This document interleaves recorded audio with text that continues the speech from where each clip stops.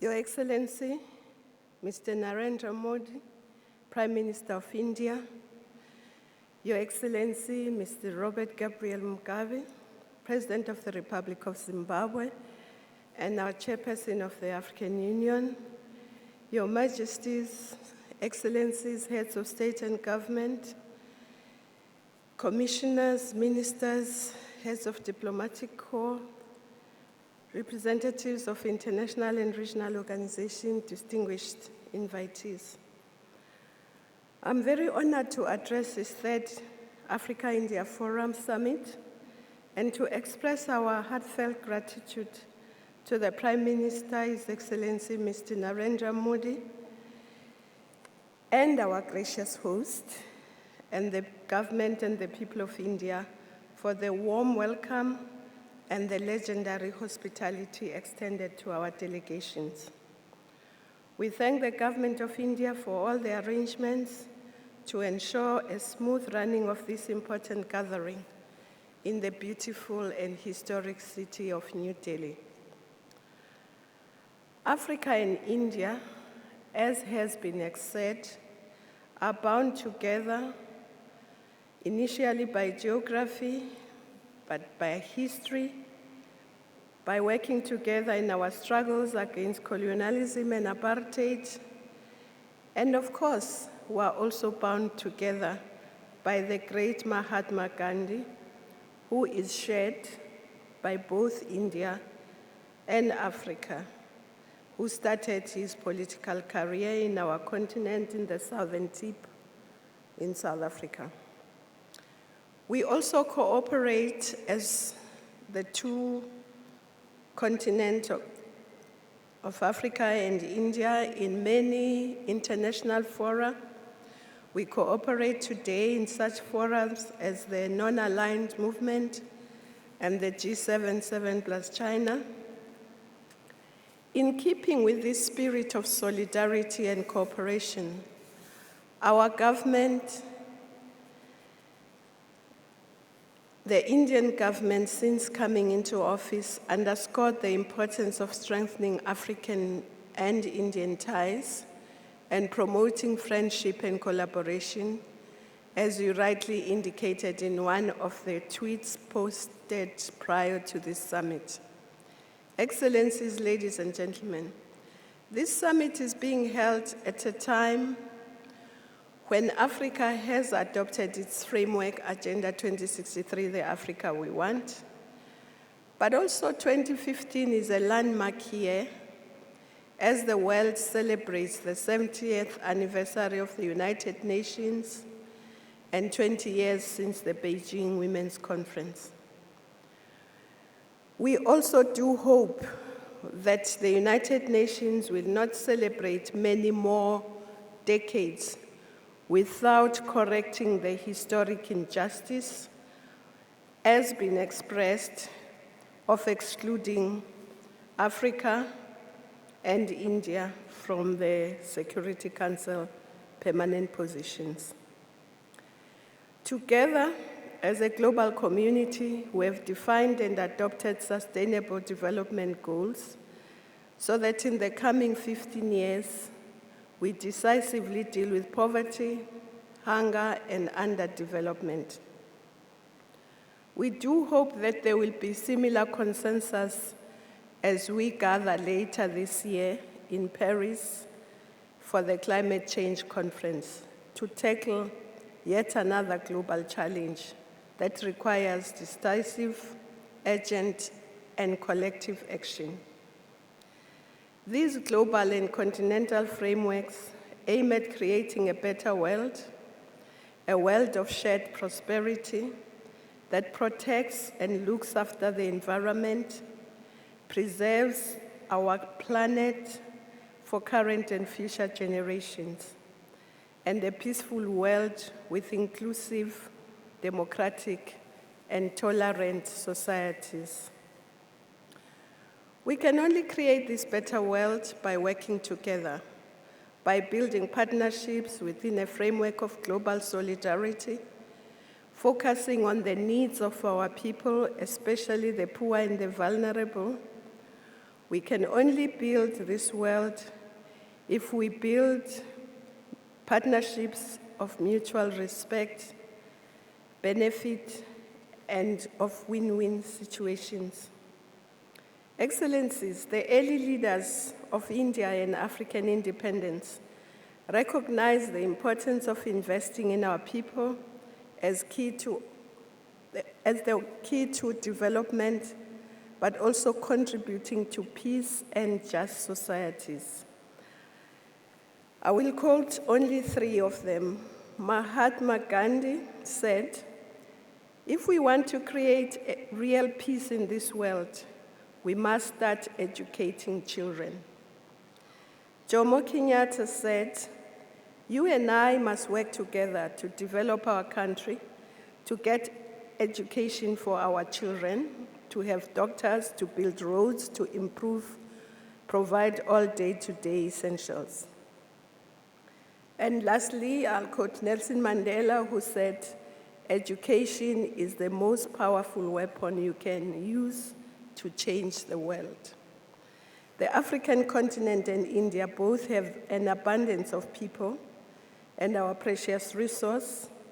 In Africa, we've made progress in moving towards universal basic education, improving vocational training in our university sector, with an emphasis on greater access to science, engineering, maths, and technology, but lots more needs to be done. This, we believe, is critical to an African skills revolution so that we unlock the potential, energy, creativity, and vitality of our young people to help transform our societies faster. Our skills revolution also recognizes that without educating and empowering girls and women, who constitute half of our population, our progress will be much slower. Under the Africa-India Partnership, we have started a program of building more vocational centers, student exchanges, promoting e-learning, but we need to do more to strengthen and expand these programs. Excellencies, we not only share the commitment to education of our people to improve, but we also share the commitment to improve the health of our populations. A healthy population is critical to community and development, and as a contributor to stronger development. Empowerment for women also means healthier children, families, and communities. Africa and India should therefore continue to cooperate to support and promote strong public health systems, maternal and child health, and to enhance cooperation to make medicines more accessible, including support to pharmaceutical manufacturing in Africa.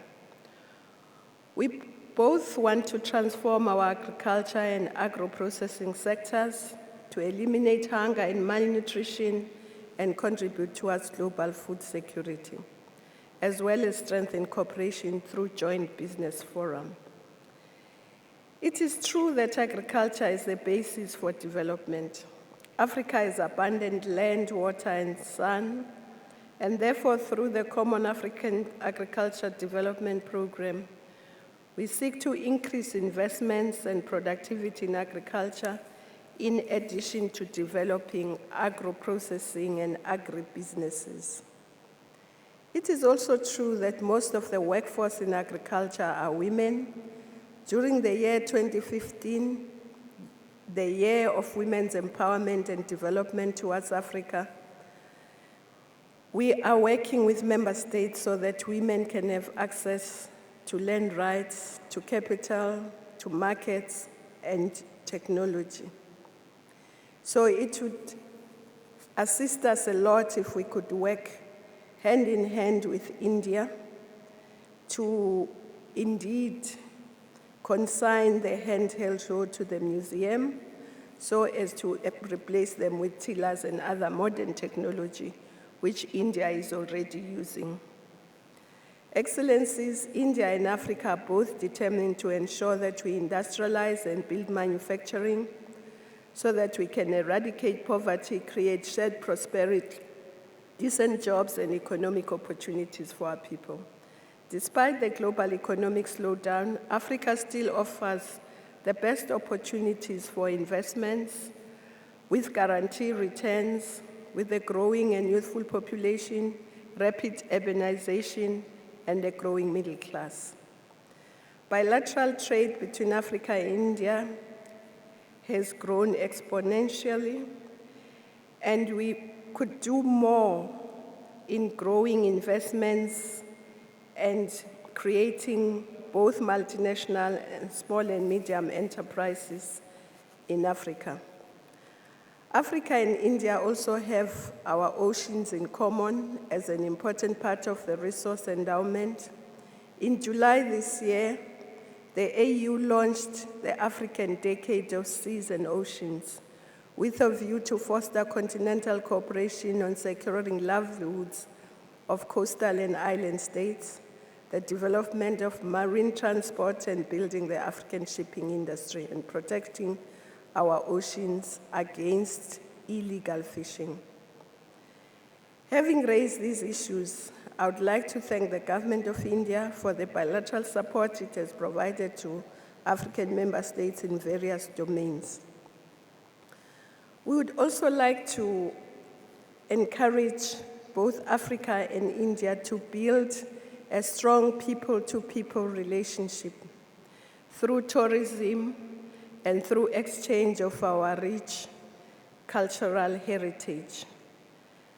The people relationship is very important. Governments come and go, the people remain. Before closing my address, I would like to quote Prime Minister Narendra Modi on one of his tweets posted on the 17th of October 2015. He said, stepping up trade ties, particularly in oil and gas sector, strengthening maritime cooperation, and lifting the overall engagement to a new high will be the main agenda of the summit, unquote. This statement is an indication that there is already a new way of thinking towards bringing in more energy and commitment to this partnership. We look forward to the establishment of the monitoring mechanism to help us review implementation of the areas of cooperation. It is our sincere belief that the outcomes of the Third Africa Summit will animate and reinvigorate the Africa-India strategic partnership.